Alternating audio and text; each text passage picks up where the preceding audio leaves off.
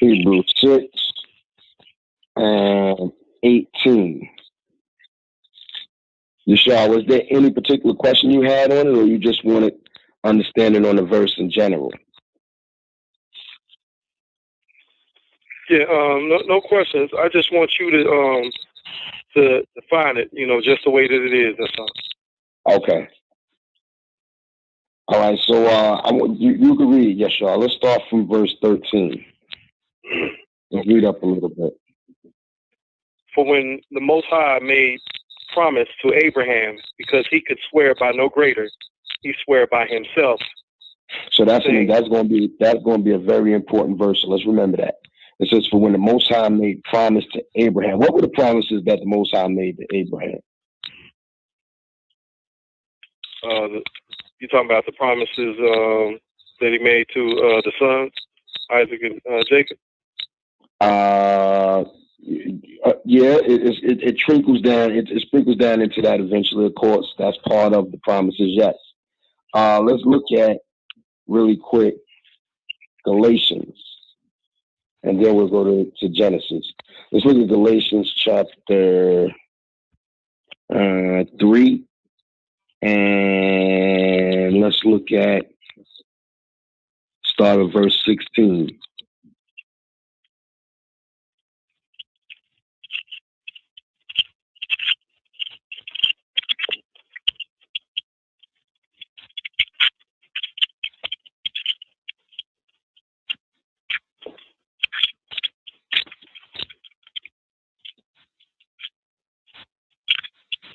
You sure you want me to read that one? You sure you can read, bro? Yeah, if you can. Yeah, because I think he's looking for it. Oh, 3 and 16. 3 and 16. Recall? Yeah, Galatians 3:16. Okay, the book of Galatians, chapter 3, verse 16. Now to Abraham and his seed were the promises made.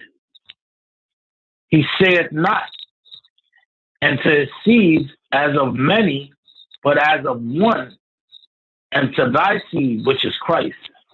So that verse is saying that to Abraham and his seed. He's making distinction because Abraham is known as what? The father of many nations, right?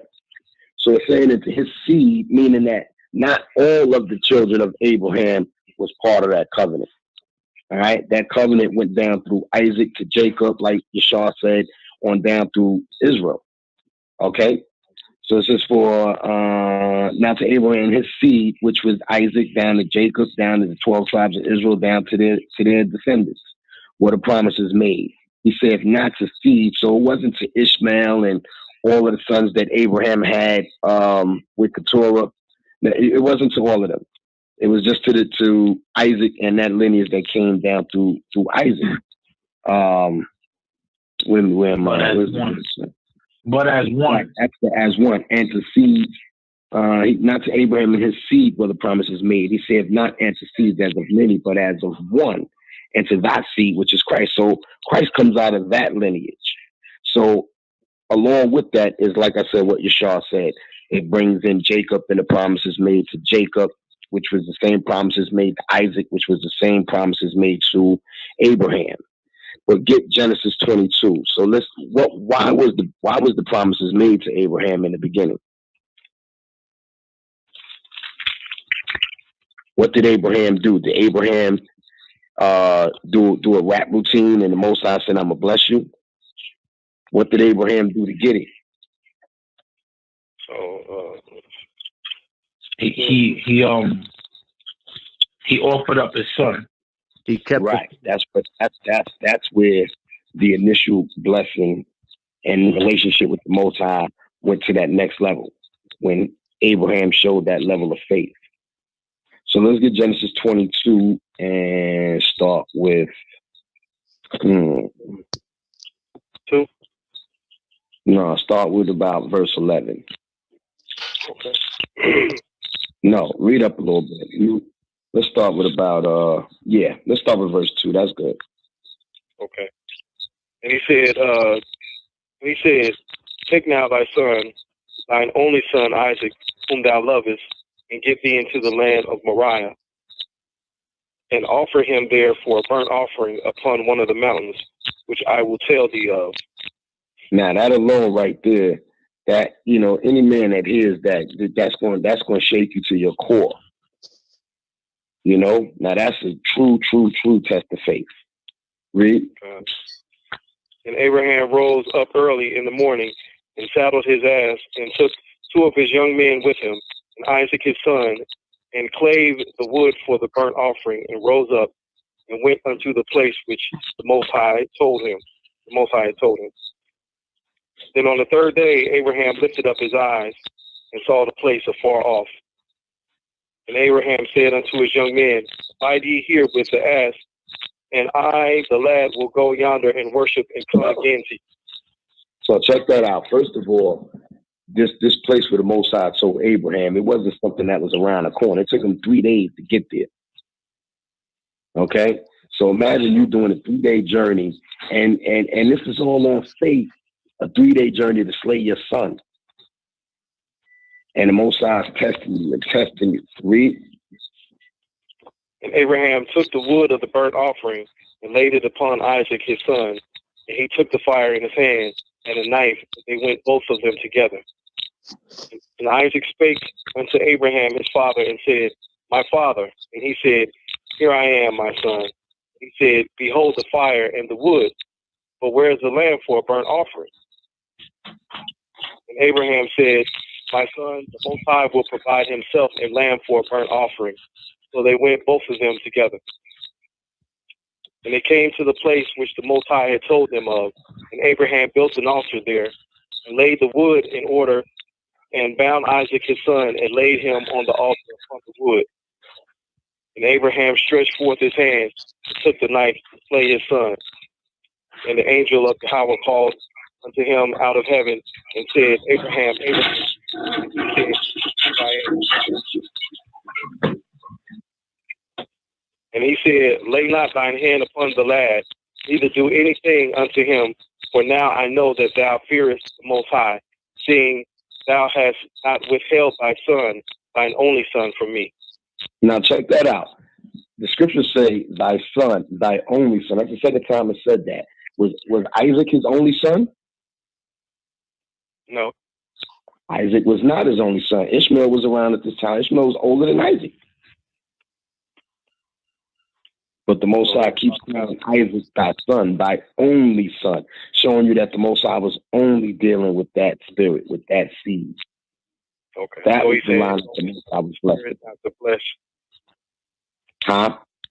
He's saying his only son of the spirit, not the flesh. Right. It's his son in the flesh, but he's saying that this is the spirit that I'm dealing with. This is the lineage that my blessing is going on.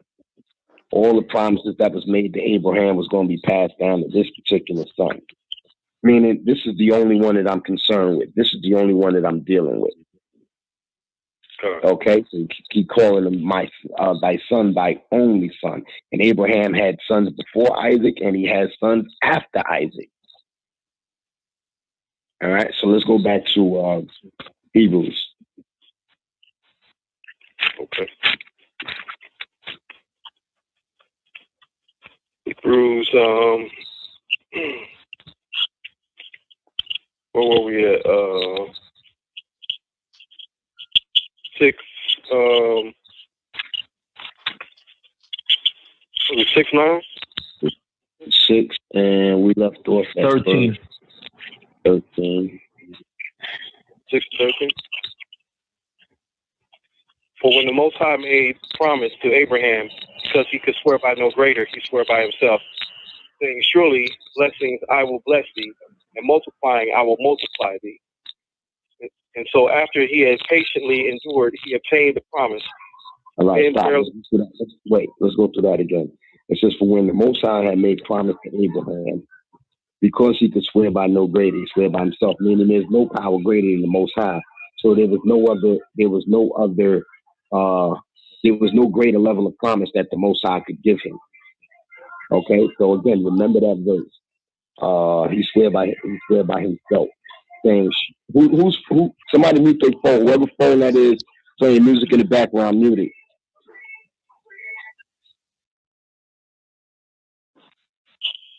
All right, saying, surely blessings I will bless thee, and in multiplying I will multiply thee. And so after he had patiently endured, he obtained the promise. So after Abraham had patiently endured, he obtained that promise. And when you look at the earth today, Abraham is the father of all of these nations. Okay? He's the father of all these nations, plus the chosen. Verse of that. That was verse 15. So read verse 16. For men verily swear by the greater, and an oath for confirmation is to them an end of all strife. So, even today, when cats say, I swear to God, that was something that was being done even back then. That's nothing new. Men were always swearing by whatever God it was that they believed in. And it says, and an oath for confirmation is to them an end of all strife. So when men at that time gave you their word in the name of their God, that was the end of the drama. You believed it, and a man did what he said he was going to do. Oaths were taken very, very seriously. So if a man gave you his oath in the name of a God, he did it fearing what? That he was going to be judged. When you read in Ecclesiastes chapter 5 about oaths, it tells you, that you're not supposed to make an oath because you may not be able to live up to it. And the Most High is going to be looking for you to live up to it. Oh, yeah. Con, everybody there? Con. Everybody understand so far? Con. All right, keep on. Read on. Wherein the Most High willing more abundantly to show unto the heirs of promise the immutability of his counsel, confirmed it by an oath. All right, so remember that. Verse 13 says, for when the Most High made promise to Abraham, he could swear by no greater, he'd swear by himself. This verse says, wherein the Most High willing more abundantly to show unto the heirs of promise. So the Most High went over and above to show unto Israel that he was their power and that they had a kingdom coming. And if they had just believed and did what he had to say, that he would have, he would have kept all of those blessings over us. The Most High went above and beyond. He sent prophet after prophet to the children of Israel to warn us to what? Repent and come back. All right. Wherein the Most High went willing more abundantly to show unto the heirs. Who's the heirs? The children of Israel. We're the heirs. We're the heirs with Abraham and Christ, the promise of the Most. Well, we're the heirs with Abraham through Christ to the promises of the Most High. Go. All right, read on. That by two immutable things in which it was impossible for the Most High to lie, we might have a strong consolation who have fled for refuge to lay hold upon the lay hold upon the whole. Read verse 18 again. Read it slow. Oh, that by two immutable things in now which it was impossible. Let's deal with the two immutable things. What does immutable mean? Who knows? Unmovable, like unshakable. Okay. What's another word?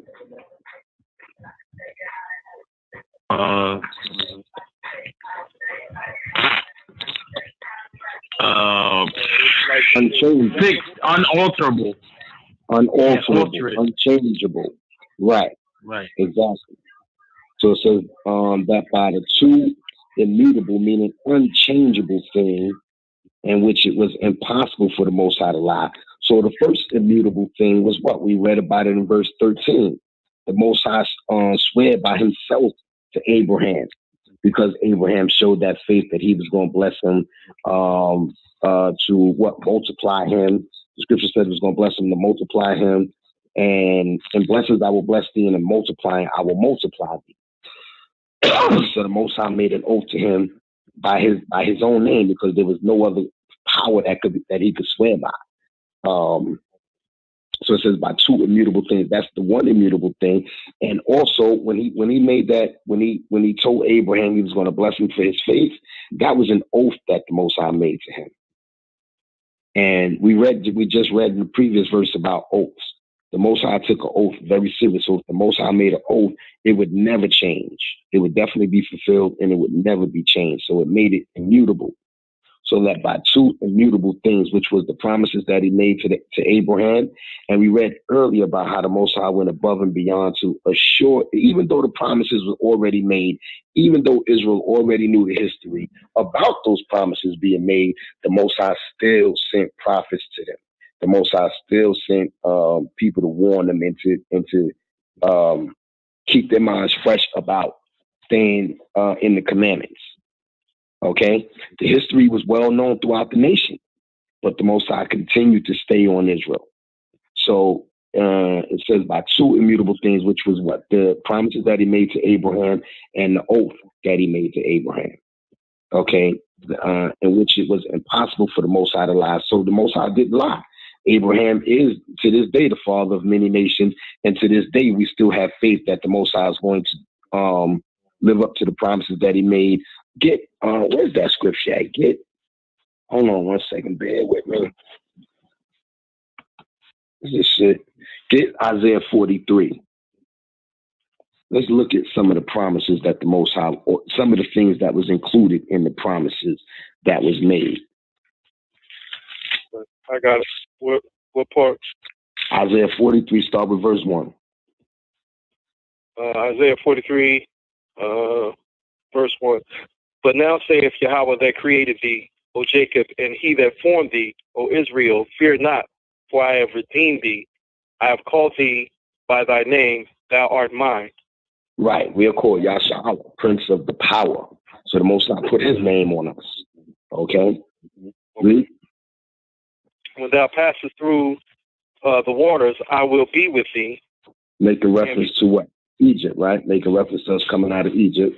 Read. Correct. I will be with thee, and through the rivers they shall not overflow thee. When thou walkest through the fire, thou shalt not be burned, neither shall the flame kindle upon thee. Make a reference to Daniel and the three holy children. Okay, read.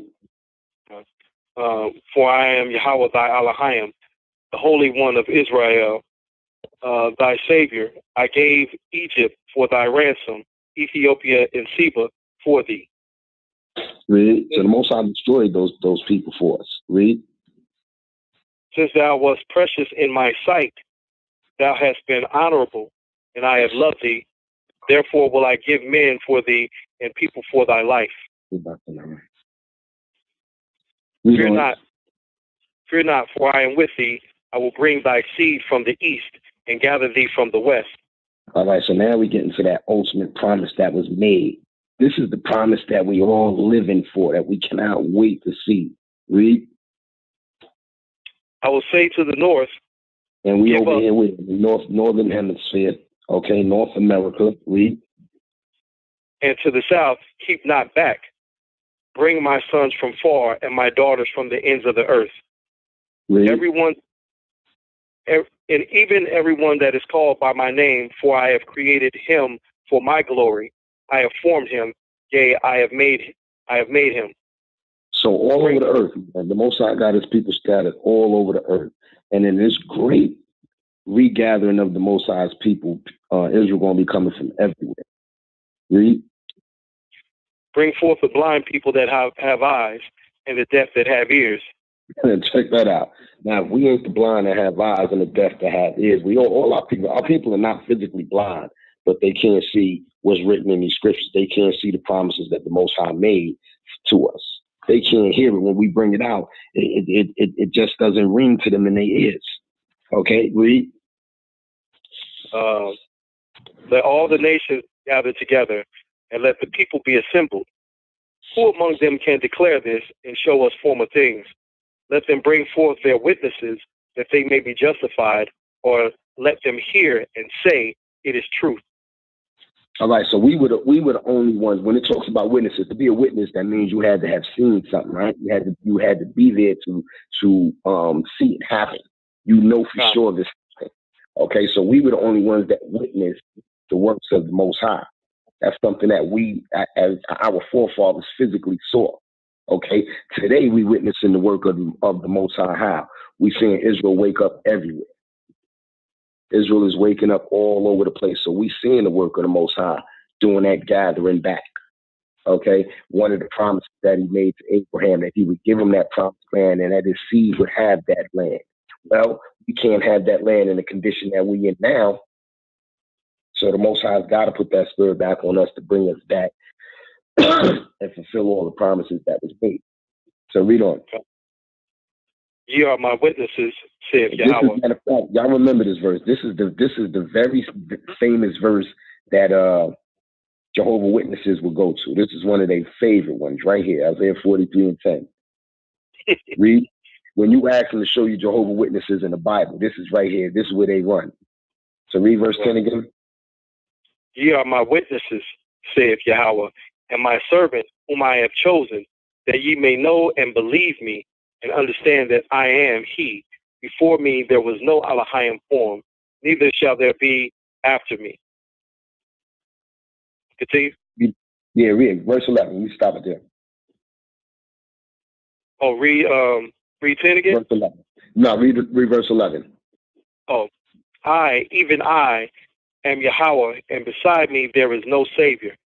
So it says, ye are my witnesses, saith the Most High. Who are the witnesses of the Most High? The children of Israel. We go out and we tell the people what happened in the history of our nation. Okay, why? Because we witnessed it. Our forefathers witnessed it. Left these records for us.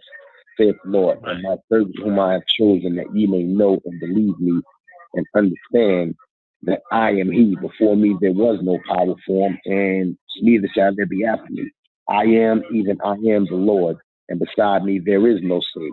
So the Most High made this promise to Abraham way back then, and he's still repeating it here in Isaiah that he was going to bring us back and gather us from all over the earth. Okay, so that's part of that promise. Don't somebody was about to say something? Yeah, I just want to say that this verse 11 is also where the non-Messianics go to. Oh, is that right? That Yahweh Shai is not the Savior. They say they go to this verse. All right, so yo, whoever that is playing music in the background, mute your phone.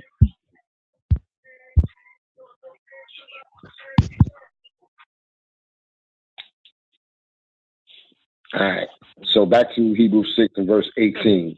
It says that by two immutable things, so those two immutable things was the promises and the oaths that he made to Abraham, Isaac, and Jacob. Those things will never be changed. The scriptures say that if you could number the stars in the sky, or if you could measure the deep of the sea, then the Most High then Israel would cease to be a nation before the Most High. Okay, so promises could never change. All right, it says that by two immutable things in which it was impossible for the Most High to lie, we might have strong consolation. So if it wasn't already established within you based on the promises that was made to Abraham, the Most High said that, how did he put it? That we might have strong consolation. It was made even more. It was even made further clear to you by the sacrificing of Yahweh Shai on the cross, proving to you that the Most High was going to send that Savior. Okay? Everybody with me? All right. It says, who have fled for refuge to lay hold upon the hope set before us.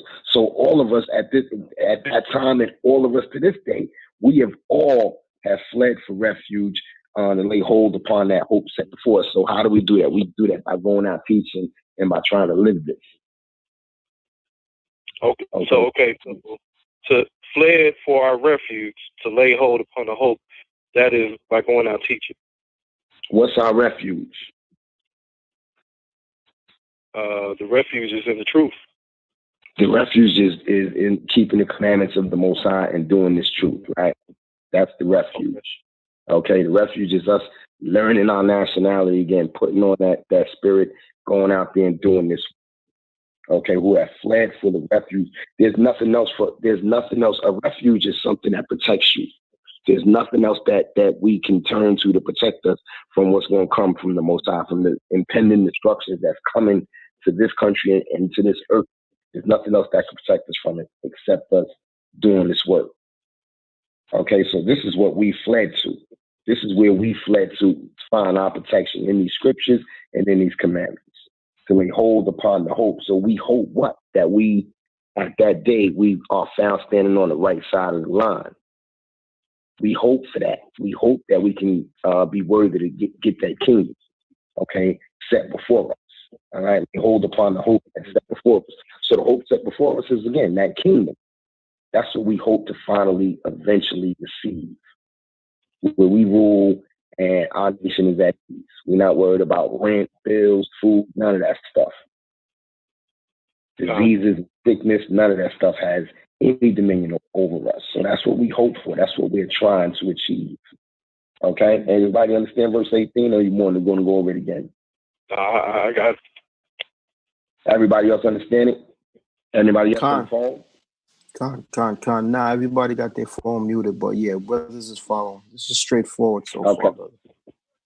All right, verse 19 says, which hope we have as an anchor of soul.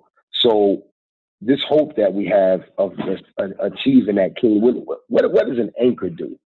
It holds things in place, holds a ship in place. Right, it holds a ship in place. So this hope that we have, that's our anchor. That's holding us in this truth. That's holding us steady in this truth. It's got us grounded to where when a ship is in the water and the water's swaying, if it's not anchored, that ship is going to float away. So if you're not anchored down in this truth, then some other doctrine that come by is going to float you right away. It's going to take you right away. So this truth and this hope and this faith that we have that we're going to receive this kingdom, it anchors us down. It anchors our soul in this truth to stay steadfast in this. Read. Both sure. Both sure and steadfast, in which entereth into that within the veil. Read on. Whether the forerunner is for us entered, even Yahushua made and high priest forever after the order of Melchizedek. Now that's going into the high priest going into the temple. So that's going into something else. But what verse 18 and the previous verses before that is going into is us being steadfast in this and having faith in the promises made to our forefathers, Abraham, Isaac, and Jacob, and having faith and belief that we're going to receive this kingdom. All right, everybody clear? So the promises made by the Most High to us as a nation is unchangeable. They will never die. Because a lot of times when you run into people in the street, they'll tell you that you got to be a spiritual Israelite now, as if the physical seed of Israel no longer exists. All right, so this faith is what anchors our soul, and it holds us down in this truth. When we read this truth, it strengthens us, and it gives us that extra push we need to keep moving. Okay, it gives us that strength we need to stay strong and stay steady. All right. All right, that's it. Dan, you ready for yours? Yeah, no problem. It'll be quick. It'll be quick. All right, so Brother Yashar asked about Acts 13. Was it Acts 13?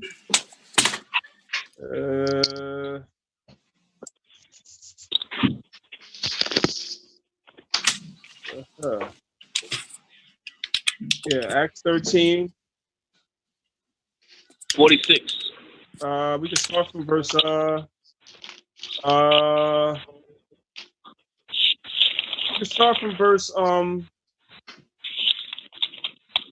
start from verse 43 and work your way down to verse 46. Okay.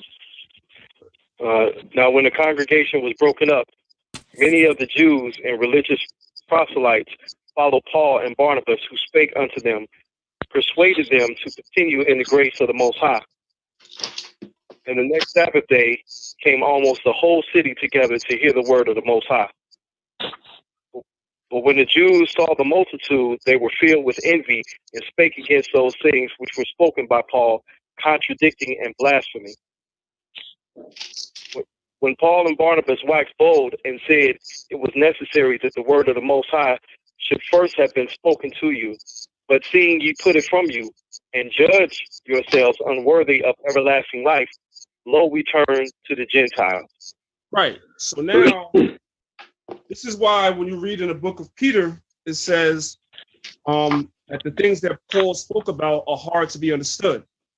And this is the problem that we were having when we were trying to explain ourselves to these Christians, because they read scriptures like this, where Paul and Barnabas say that they're no longer going to teach the Jews, but they're going to teach the Gentiles.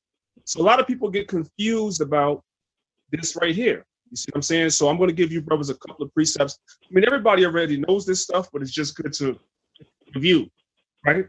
Now, when dealing with Christians, this is the way that you have to, there's a lot of strategies in dealing with Christians. You can go to the Old Testament, but a lot of times, as you witness, they're going to try to stay in the epistles, try to corner you off. You can pull 100 scriptures in the Old Testament.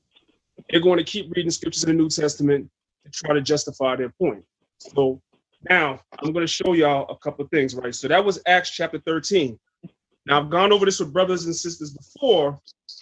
We understand that the Bible is separated by chapters and verses just so that you can basically find scriptures when you're looking for scriptures. So now Paul and Barnabas say they're going to turn to the Gentiles, right? So now they went on a mission and they was teaching and something came up. We're going to skip one chapter over and go to Acts chapter 15. Acts chapter 15. I want you to read verses 1 through verses 1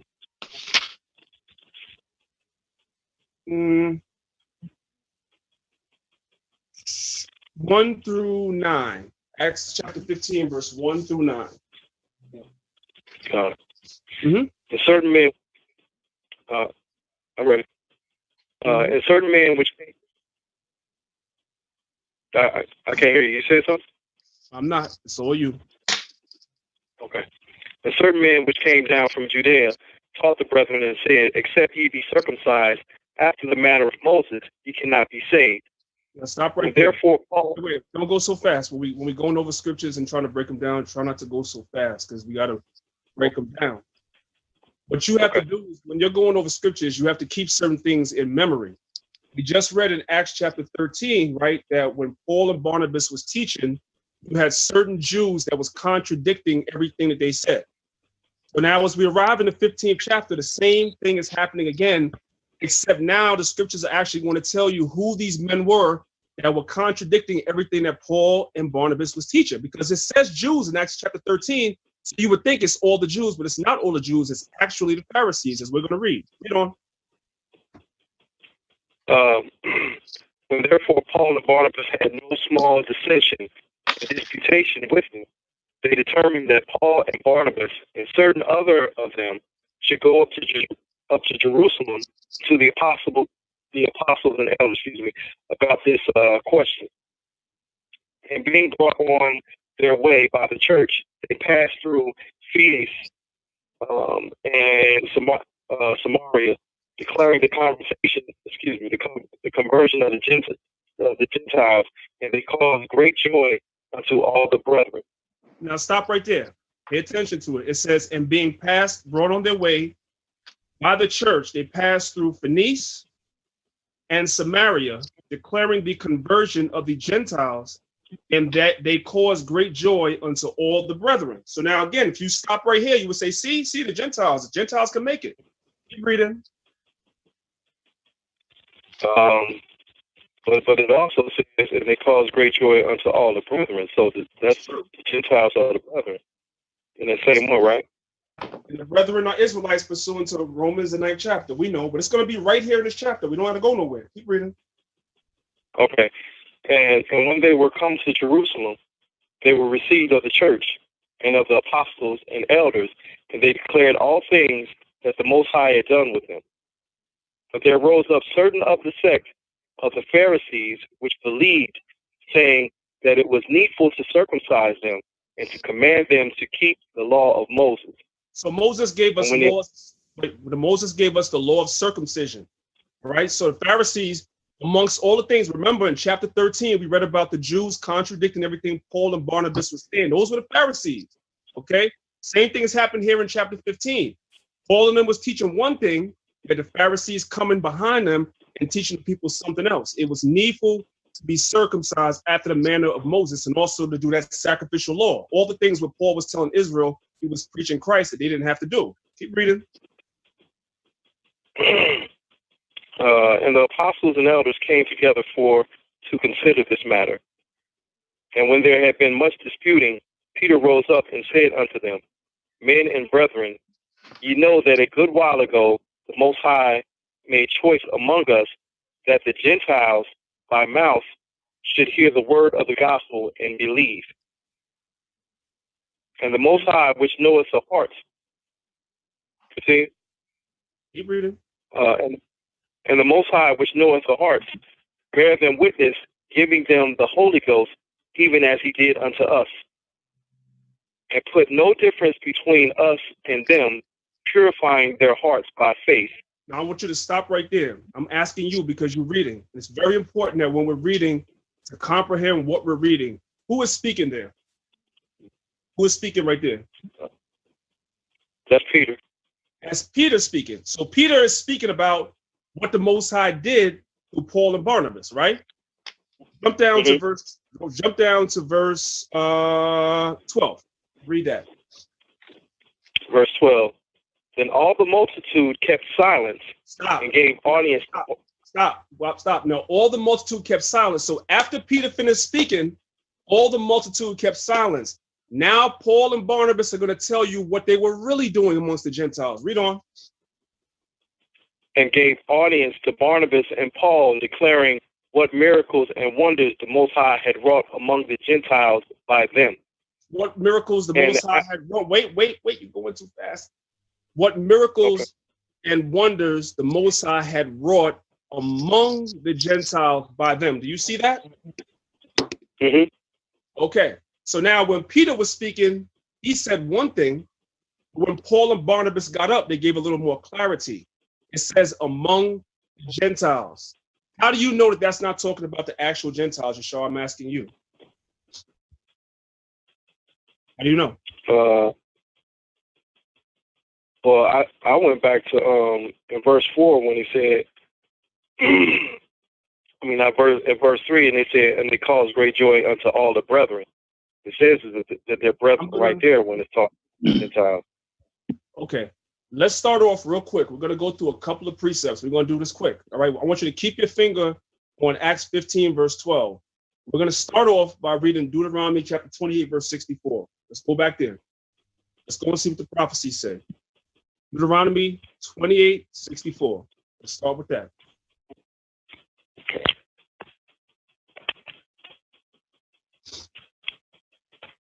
Okay, 28, 64. Huh?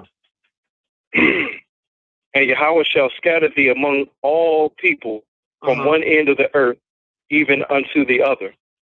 And there thou shalt serve other gods, which neither thou nor thy fathers have known, even wood and stone.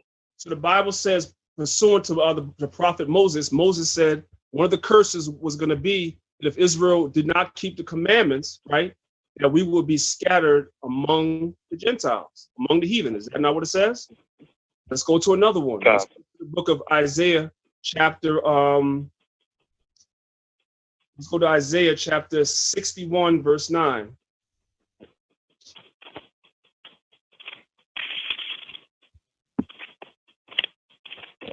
It's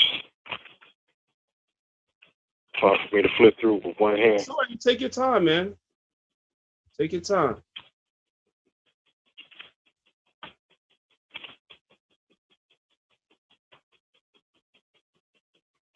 Isaiah 52.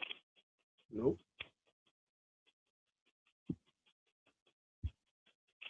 Isaiah 61, verse 9. And we're going to go to the New Testament. The New Testament, then we're going to go back. Isaiah 61, verse 9. There's a ton of precepts. I'm just going through this quick. Isaiah 61, verse 9. Okay. 61, verse 9. And their seed shall be known among the Gentiles, and their offspring among the people. All that see them shall acknowledge them, that they are the seed which Yahweh hath blessed.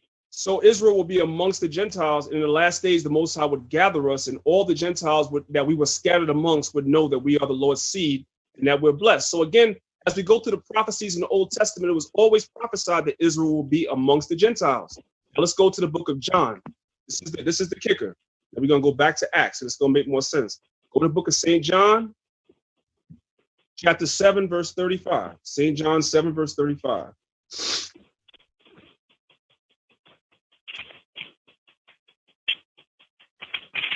7:35 is start from verse 33 and read down to 35. Then said Yahushua unto them, Yet a little while I am with you, and then I go unto him that sent me. Ye shall seek me, and shall not find me, and where I am, thither ye cannot come. Then said the Jews among themselves, Whither will he go, that we shall not find him? Will he go unto the dispersed among the Gentiles, and teach the Gentiles? So who is the dispersed? The dispersed is Israelites, because Israel was prophesied in the Old Testament to be scattered into all nations. So when Christ said, I'm going to go somewhere where you can't find me, the disciples started talking to themselves. What, is he going to go amongst the Gentiles where the dispersed are and teach them? So clearly we're seeing that Israel is scattered among the Gentiles. You can see that, right, Yashar? Or do I need more precept? No. I see it. Okay, good. Go back to Acts 15 and read verse 12 again. Acts 15, verse 12. Then all the multitude kept silence and gave audience to Barnabas and Paul, declaring what miracles and wonders the Most High had wrought among the Gentiles by them. So now we're seeing this a little more clearer. When Paul and Barnabas were teaching, the Jews, the Pharisees, the leaders of Israel, they were rejecting what Paul and Barnabas was teaching. So they shook the dust and they went to the Israelites that were scattered amongst the Gentiles and that were keeping Gentile customs, and they were converting them back to being Israelites, as we're going to see in chapter 16. That's why we have to read the books in succession. Jump down now to verse number 19. Verse number let's see. Verse number 19. Read that. Wherefore my sentence is that we trouble not them which from among the Gentiles are turned to the Most High. Because the Pharisees were causing a lot of trouble. So this is what we're reading in Acts 15. As you read the earlier verses, Paul and Barnabas went to Jerusalem to have counsel with the apostles about whether or not they should, what they should teach the newly converted Israelites concerning circumcision and sacrifice. So they had a council. And at the end of the council, they concluded in verse 19 that they should not trouble the Israelites that were amongst the Gentiles with the whole thing about, okay, Israel has to be circumcised, of course. They weren't going to force it on them as though if they weren't circumcised, they couldn't be saved, because that's something that comes with time. You see what I'm saying? So clearly we see that Israel are the people that were being taught amongst the Gentiles. Now from there, I want you to go to Acts 21 and 21. Acts 21 and 21. This is when Paul was on trial. And they were bringing false accusations against him. And this is one of the accusations that he brought against him. Read that. And they are informed of thee, that thou should teachest all the Jews which are among the Gentiles to forsake Moses, saying that they ought. I thought Paul was actually teaching the Gentiles, but over and over again, as we're reading further and further in the book of Acts, what we're seeing is that Paul and Barnabas and Silas eventually as well, they went to the Jews that were dispersed amongst the Gentiles and were teaching them keep the commandments outside of sacrificing animals, because Christ was our sacrifice. Outside of that, he was teaching the Israelites that were scattered amongst the Gentiles. That's what he was doing. It was never the actual Gentiles. So when you read it, when you had the question about Acts 13, when it says that Paul and Barnabas said they would turn from the Jews and turn to the Gentiles, it wasn't the actual Gentiles. It was the Israelites that were scattered amongst the Gentiles, and they were keeping Gentile customs. Now go backwards real quick. Go to Acts 16, Acts chapter 16, and we're going to read. I'm going to show you something, right? We have a book in the Bible that we read, that the Christians would tell you that this was a Gentile church. But there's something very, very subtle here in the book of Acts, the 16th chapter, that people skip right over. Go to Acts chapter 16, start from verse 14, and we're going to read to verse 21. Acts 16, 14 to 21. And read it, don't go so fast, please. And a certain woman named Lydia, you know what? seller of purple. I apologize. Start from verse 12. I apologize. Okay. And from thence to Philippi, which is the chief city of a part of Macedonia and a colony, and we were in that city abiding certain days. So now stop right there. And they went to Philippi. As we know, Philippi is why you have the book of Philippians in the Bible. So you have Philippi. You went to Philippi. Read on. And on the Sabbath, we went out of the city by a riverside, where prayer was wont to be made, and we sat down and spake unto the women which resorted thither.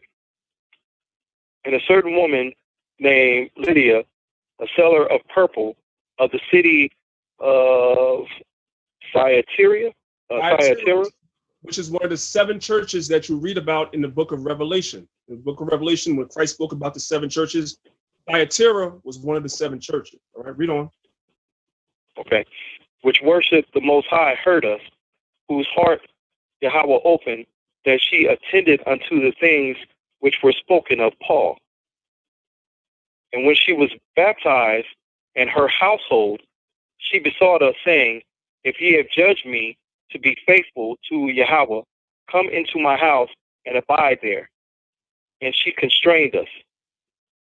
And it came to pass, as we went to prayer, a certain damsel possessed with the spirit of divination met us, which brought her masters much gain by soothsaying. The same followed Paul and us. She bought her masters much gain by soothsaying. That's when the Most High in the Old Testament, under the laws, the Most High told us we're not supposed to deal with familiar spirits. So she was actually doing that. This woman was an Israelite in a Gentile state of mind, and she was bringing her master's money by doing all types of divinations and stuff, which is against our laws. Read on. The same followed Paul and us and cried, saying, these men are the servants of the Most High God, which show unto us the way of salvation. And this did many days, but Paul, being grieved, turned and said to the Spirit, I command thee in the name of Yahushua HaMashiach to come out of her. And he came out the same hour. So Paul exorcised the demon out of the woman, this Israelite woman that was a soothsayer. Read on. And when her masters saw that the hope of their gains was gone, they caught Paul and Silas and drew them into the marketplace unto the rulers. So they drew Paul and Silas into the marketplace amongst the rulers. Read on. And brought them to the magistrate, saying, these men, being Jews, do exceedingly trouble our city. So Paul and Silas, they knew that they were Israelites, and they came to the city and they troubled the city. What were they troubling the city doing? Read on. And teach customs which are not lawful for us to receive, neither to observe, being Roman. Y'all see that? Neither to observe, being Roman. So what do you take away from that? That the people that Paul went to teach, he was telling them, you're not Romans. You're Israelites. Like when we go out in the streets, our people say that they're Americans. They say they're Puerto Ricans. They say they're Dominicans. They say they're Jamaicans. They're in a what? Gentile state of mind. They're following the ways of this captivity that we're in.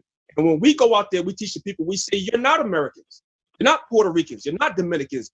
You are Israelites. And that's what Paul was doing when he went to Philippi. That's how we know. Because if they were actual Romans, then why would he tell them that they're not Romans? Does everybody see that? You see that, Yeshua?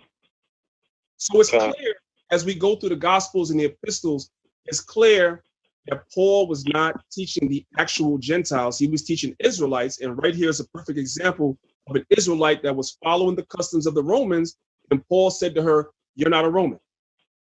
You're not a Roman. Now, if it was all about just teaching salvation to the Gentiles, why would he tell somebody that they're not the nationality that they were claiming? because this person was claiming, these people were claiming to be Romans. Why would he tell them that they're not Romans if it's not about that? Because it is about your nationality. That's what he's trying to tell them Christians. It's all about that. And if you're caught being a Roman or an American or a Dominican or a Puerto Rican or anything else, you're going to be destroyed. Because the Most High is looking for Israel. So that's what was going on here. And we're doing the same thing. We're living the book of Acts all over again. The same thing the apostles and them went through, we're doing now. And we're also going to go through some of that tribulation down the road. Because we're going out there and we're speaking to the Gentiles. See, this is the, let me say this too, it's on a little bit on another note. That's the importance of the 12 tribe sign, whether it's, people have arguments about whether it's 100% accurate or not. See, the Israelites that are scattered still in Africa in certain places, and in the East in general, a lot of them still have surviving oral traditions of being Israelites. You go over to Ghana, they have a lot of oral traditions of being Israelites. You see what I'm saying? In certain other places. Ones of us that came to the Western Hemisphere, we lost that. So we really, really became Gentiles. Slave masters beat that into us. So now when the Most High woke us up, but the Most High left a remnant, because you always had some people during slavery that knew that they were Israelites. The Most High eventually brought it where we're waking up today, and now we're going out and we're preaching to the Gentiles. That's what we're doing. Same thing that Paul was doing. All right? I hope that's clear. God. You good, Yashar? Done. What time is it? Real quick. Okay, Yashar. I'm gonna put you on the spot because you're new and you want to learn. So I'm gonna put you on the spot a little bit, right? Christians picture on me. So I want to go over real quick. I'm not going to go over the whole chapter. I'm just going to go over this real quick. The Christians pull the scripture, Brother Vocab, he pulled the scripture in Romans 9. So based on what I just said or what I went over, I want to see if you understand how to break this down. We're all here to help you. So I want you to start at let's see. Give me a second here.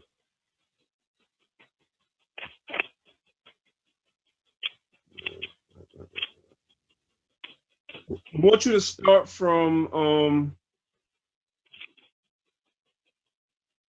verse 20, and we're going to go down to 26. We can, yeah, that's good enough. Romans 9, verse 20 to 26, because the Christians are good for pulling this. They don't like the first 19 verses of Romans 9, but they like the rest because they try to fit themselves in. So we have to cut their heads off with that. So I want you to read verses. One second. I want you to read verses 20 to 26. And based on what I just said and the knowledge that you already have, I want you to try to explain it to the rest of us as far as you understand it, and then we'll help you along. All right? God. Nay, but, O man, who art thou that repliest against the Most High? Shall the thing formed say to him that formed it, why hast thou made me thus? Hath not the potter power over the clay of the same lump to make one vessel unto honor and another unto dishonor? What if the Most High, willing to show his wrath and to make his power known, endured with much long suffering the vessels of wrath fitted to destruction, and that he might make known the riches of his glory on the vessels of mercy, which he had afore prepared unto glory, even us whom he hath called, not of the Jews only, but also of the Gentiles, as he saith also in Osee, I will call them my people, which were not my people, and her beloved, which was not my beloved. And it shall come to pass that in the place where it was said unto them, ye are not my people, there shall they be called the children of the living Elohim. So verses 24 to 26, help us understand what that's talking about. Because the Christians say, see, the Gentiles can make it, they're going to be called beloved because they wasn't called beloved and all that. Help us understand that. It's basically saying the Jews that already know they're Jews, he's saying not only them am I talking to, but the ones who think that they're Gentiles. Oh yeah? That's what those verses are saying? Yes. How do you know that? Because let's see, go back.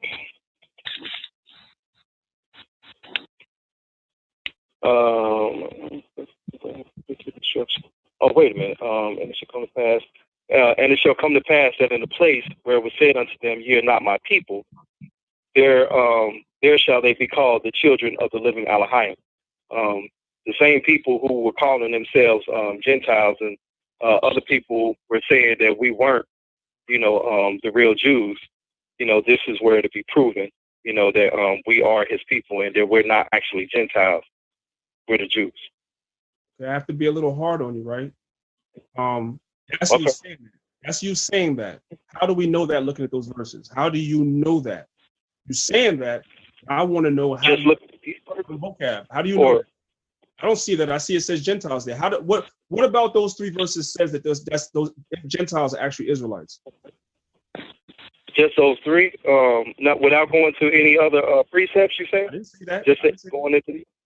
No, I didn't say that. You can do whatever you want. I want to know how do you know that from looking at that though?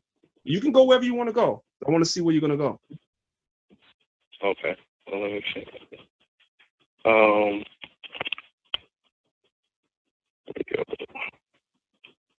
If you could just bear with me, give me a second. Let me look. Yes, sir. Well,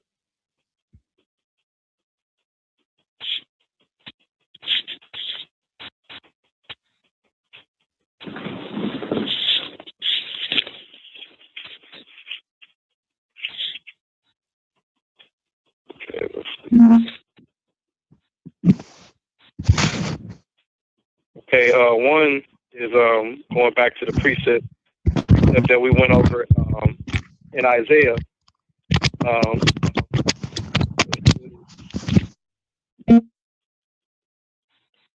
Wait a minute.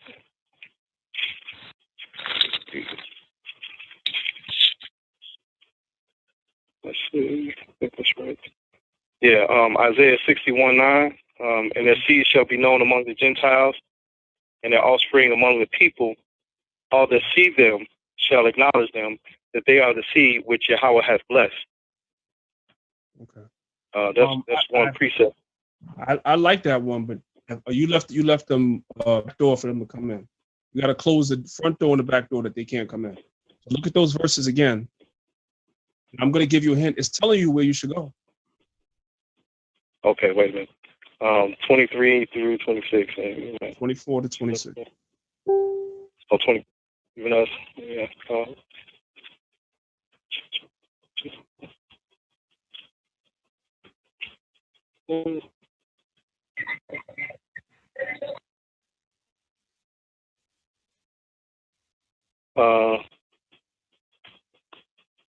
It's telling me which precept to go to? Yes, it is. Okay. You know why? I'm going to tell you something. I'm going to help you. Because the New Testament the New Testament is transliterated from the Greek. So a lot of times the names of the Old Testament prophets look a little different in the New Testament. Right. Verse 27, it says Esaias, that's Isaiah. So verse 25 says OC, that is the prophet Hosea. So when it's saying, even us whom the Lord have called, not the Jews only, but also the Gentiles, as he saith also in OC, Paul is letting you know, don't use your own imagination as to what Gentiles I'm talking about.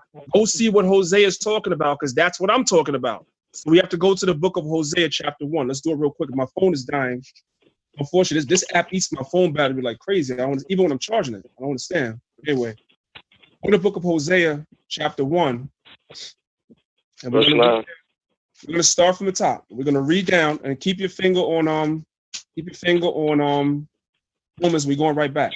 This is what I was trying to explain to them clowns, even though I know it went right over their head. Romans 9 is the worst place they can go. Start from verse 1 in Hosea when you find it. Okay. Verse 1. The word of Yahweh that came unto Hosea, the son of I don't know that. Beeri? Mm-hmm. In the days of Uzziah, Jotham, Ahaz, and Hezekiah, kings of Judah, and in the days of Jeroboam, the son of Joash, king of Israel. The beginning of the word of Yahweh by Hosea, and Yahweh said to Hosea, Go take unto thee a wife of whoredoms and children of whoredoms, for the land hath committed great whoredom, departing from Yahweh. Right. So he went and Hosea is prophesying to the northern kingdom, or the 10 tribes, the northern kingdom, because they had went off. So the Most High told, this is all symbolic. The Most High told Hosea to go take a wife of whoredoms and of the children of whoredoms. So he went out and they literally got what would be considered today like a whore and wifed her. Because that's what Israel did to the Most High. Read on. So he went and took Gomer, the daughter of Diblaim, which conceived and bare him a son. And Yahweh said unto him, Call his name Jezreel, for yet a little while, and I will avenge the blood of Jezreel upon the house of Jehu, and will cause to cease the kingdom of the house of Israel. So stop, because the kingdom of Israel went off, right? The Most High said he was going to destroy the kingdom of Israel. And he was using Hosea and his children as signs of what he was going to do. If you ever heard this word, they had a movie out called The Omen. The word omen, you know what I'm saying? Omen, mm-hmm. But omen means sign. So Hosea's children all had what you call omen nomer, or name signs. All their names represented something the Most High was going to do to the northern kingdom for going off. Read on.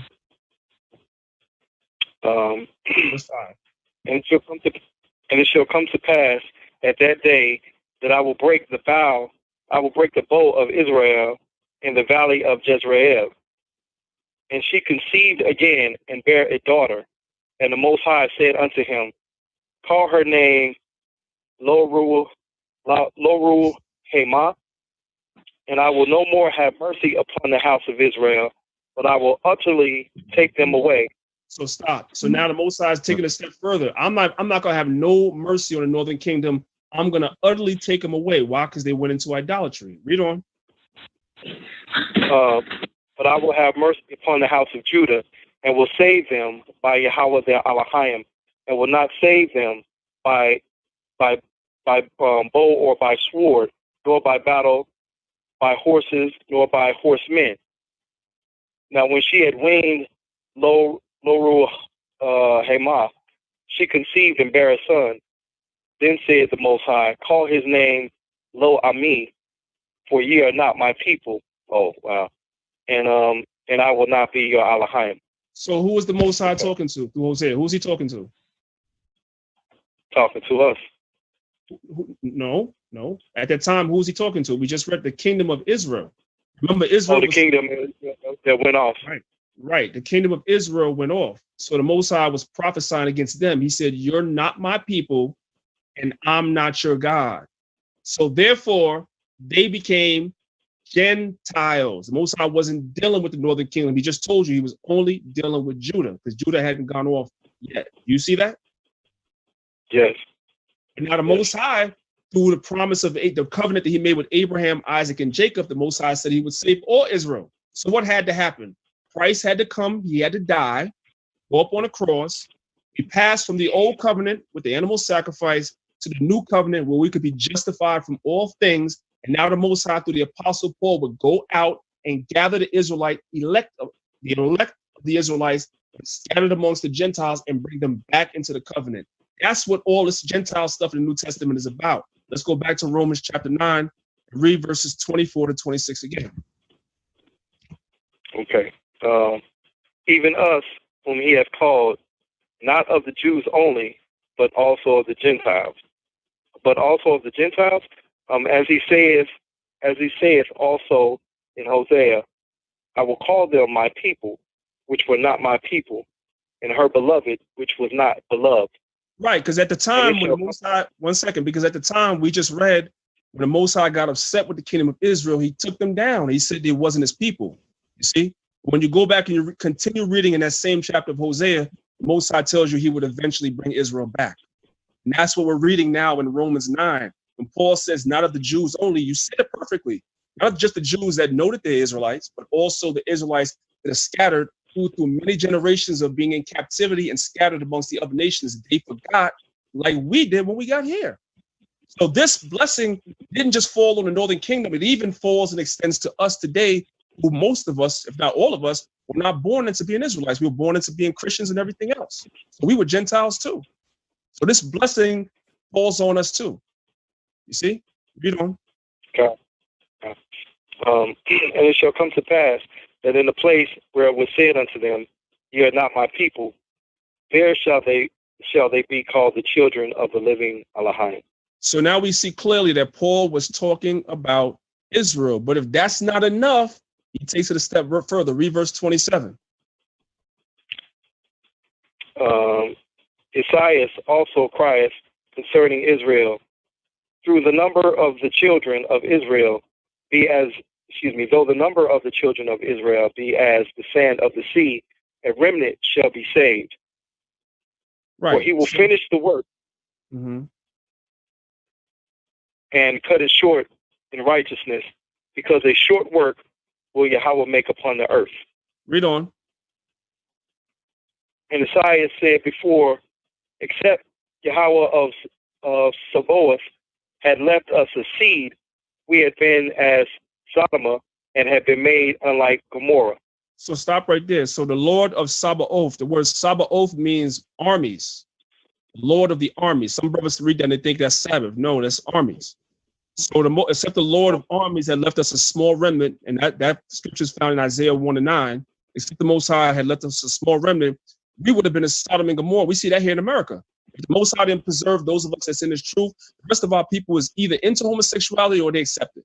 They accept the ways of America, which is faggotish and lesbianish to the core. We already know that. It's everywhere, right? Come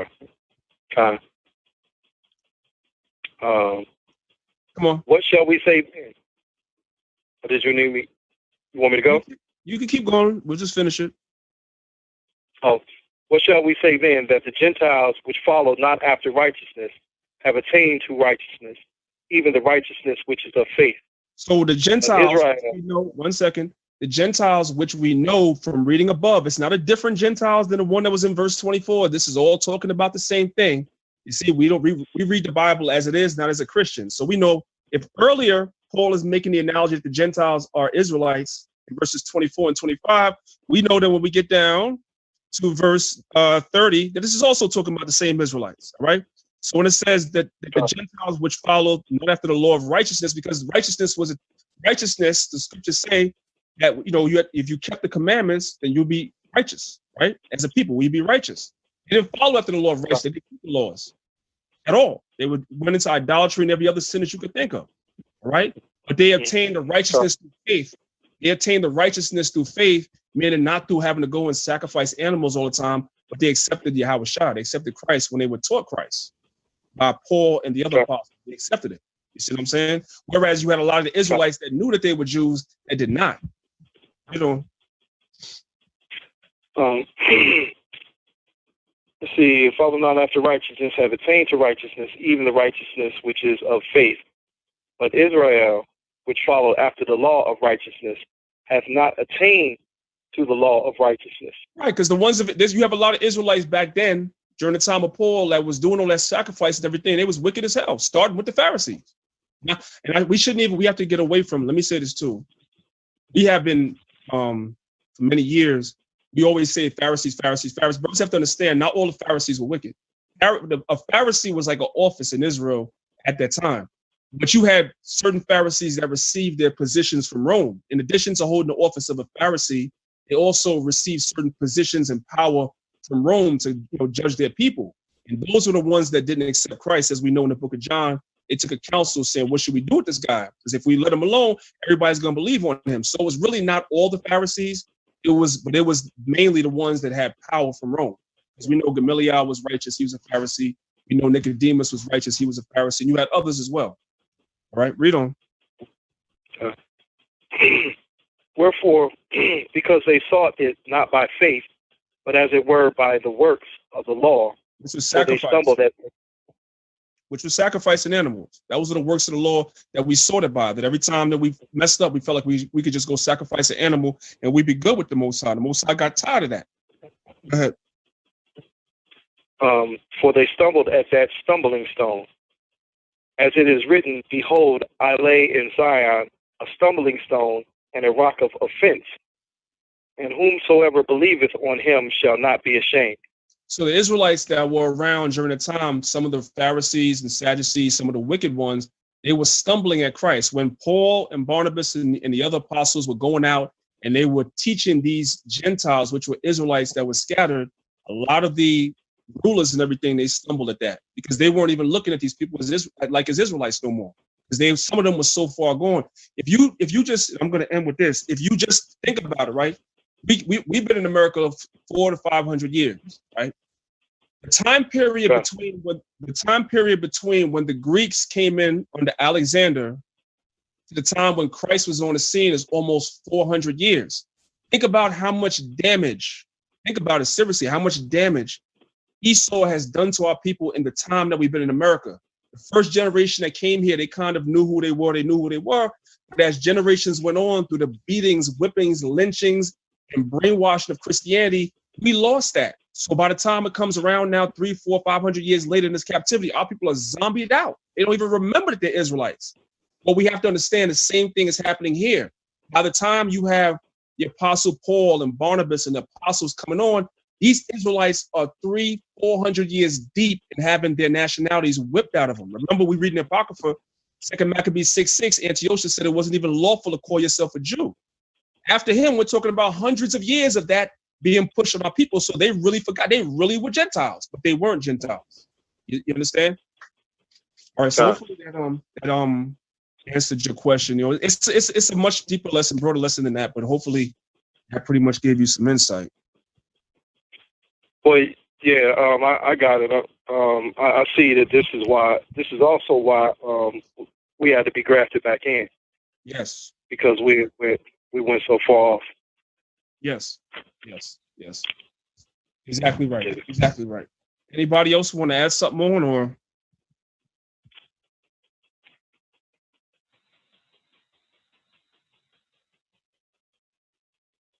I know everybody's muted, so if nobody else speaks, we can out there. We here. Yeah, come. So yeah, you just have to the New Testament, you know what I'm saying, is really, I always tell, you know, if you've been in this camp a long time, you know, I preach this over and over again. And you're not going to find, if Christianity is the biggest obstacle with our people, you're not going to find too many Christians that's going to argue with you on that Old Testament. You have to become an expert swordsman in this New Testament. I mean, really understand it, really meditate on it. And you got to constantly go over these scriptures, because one thing that I learned is that when I was underneath the elders, right, I didn't probably study as much as I should as far as the scriptures is concerned. You know, when I was younger in this knowledge, I was all about books. That's why I have so many damn books. I haven't really been buying books over the last 15 years. All them books I got when I was young, because I was more interested in the books and stuff like that. When, you know what I'm saying, when the storms got, you know, crazy and you started having splits in the school, right, then we left on our own, and there's a lot of breakdowns that the elders was giving out that I missed, or they gave out and I didn't really pay it too much mind, and I kind of just like, whatever. And then I'm stuck, and you got people coming to you, you know, Christians, this one, that one, coming to you, asking you questions in the New Testament, and you not really as equipped as you thought you were. You know what I'm saying? Like, you could explain it, but you can't really pull the precepts out the way you want to pull the precepts out.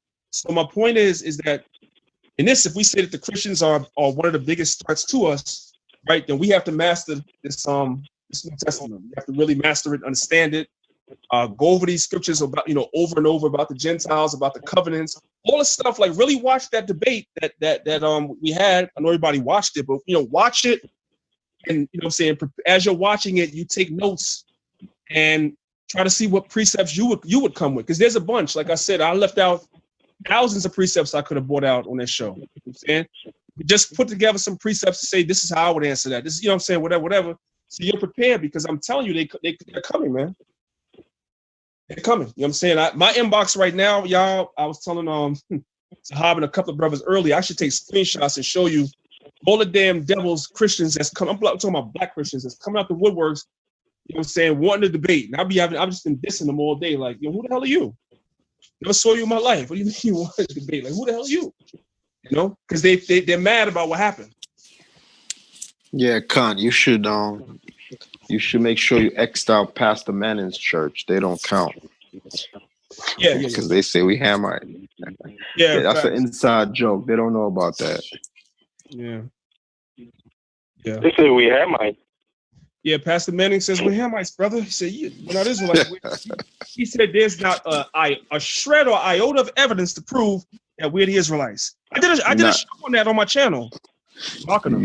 You got to do it in his voice, though, man. You got to do the Pastor Manning voice. And he's down in Harlem. Yeah.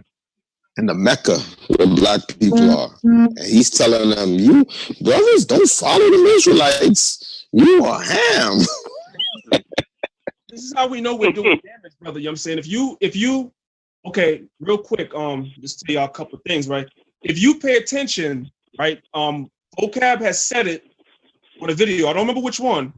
Hashar had mentioned it, that they're complaining about how many Christians have left the church for the Israelite movement. One particular pastor that he knows, his whole congregation left the Israelite movement. Now I was watching a video. There's a video on YouTube. The channel is called Track Stars with a Z, Track Stars. And these dudes, they did a whole thing on Kendrick Lamar. And I was watching this shit, and it was just straight up hating. And one of the chicks who looked like a lesbian to me, she was complaining about the same thing. She's like, yo, at my church, you know what I'm saying? You had a whole bunch of people that left the church to become Israelites. So we're doing major damage to the Christian church. God. And this is why you see what's happening. We're doing major damage, so we got to keep it up. Straight up and down. Keep it up. And by the way, the brother that taught Kendrick, his cousin, y'all know he's in IUIC. He did a video. He was talking, he said, Kendrick ain't gonna come out and talk. So he was talking for him. He said he'd been talking to the dude. And he said, yo, ever since he said he's an Israelite, he said he been mad. People been hating on him in the industry. His cousin was talking about it, like that's what he was telling him. So he's basically saying, he was telling him, just stay strong. Israel got your back, just stay strong, blah, blah, blah. So yeah, man. I saw that brief clip that Nate put up. Nathaniel interviewed the brother. Yes. But that Track Stars video, that's a good video to brothers to watch, because like Dan said, the woman who was talking about it, they had she had a feminine lesbian vibe. But not only that, there was another host. He was saying he was trying to act like he was trying to explain the movement of being an Israelite, but he was being surreptitious too, because at the end he came out was like, well, I don't agree with it, but I know people who are Israelites and this is what they believe. But as usual, they gave like a far-fetched type of crazy ass way of thinking that to say that Israelites are like this. But yeah, Dan is right, man. She was scared. She was like, oh, my cousin, he left the church to be this, and I know people left the church to be that. So all it is they scared because they don't have that magic wand. They don't have that spell over the people anymore. The Most High is, like it says in the book of Ezekiel, the Most High is putting like he's blowing breath into the bodies of these bones, man. You know what I'm saying? So at the end of the day, we got to keep up the work, man. You know what I'm saying? These bones, like Ezekiel said, thou knowest, Lord. Because the Lord asked Ezekiel, yo, son of man, will these bones live? I'm paraphrasing. You know what I'm saying? And Ezekiel said, thou knowest. Like, I don't even know, Lord. Only you know. And we're living in that time where these lifeless bodies, these zombies, you know what I mean? They're getting their life back. They're getting blood back in their body, and the sinews and the flesh is coming back on the bones. So the Most High is raising us up. So we got to stay firm, Right. That's right. Yep. So just know that there's much work to be done, and so we just got to keep doing it. You know what I'm saying? We're not going to allow ourselves to be distracted, you know what I'm saying, by any means, with any foolishness that's out here. You know what I'm saying? I'm telling these motherfuckers to take a hike. You know what I'm saying? When they come to me, you know what I'm saying? We got real work to do.